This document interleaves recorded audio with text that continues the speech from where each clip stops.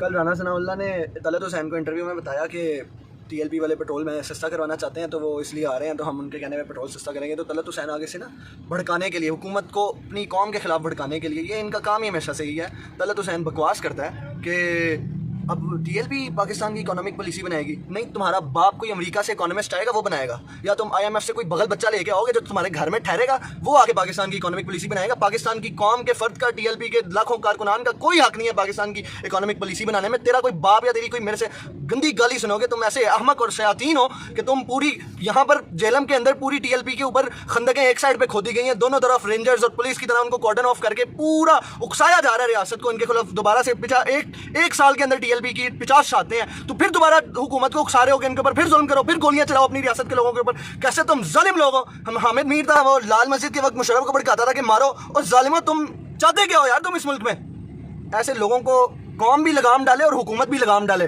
Censorship आप TLP पे लगाते हैं, वो ऐसे एंकर्स जो बैरूनी एजेंट हैं जिनको बाहर से डॉलर आते हैं कि अपने मुल्क वालों पे गोलियां चलवाओ, ऐसे एजेंटों के ऊपर वो सेंसरशिप लगाएं जो टीएलपी के मीडिया को रोकने के लिए लगाते हैं। पाकिस्तान जिंदाबाद, इस्लाम पाइंदाबाद।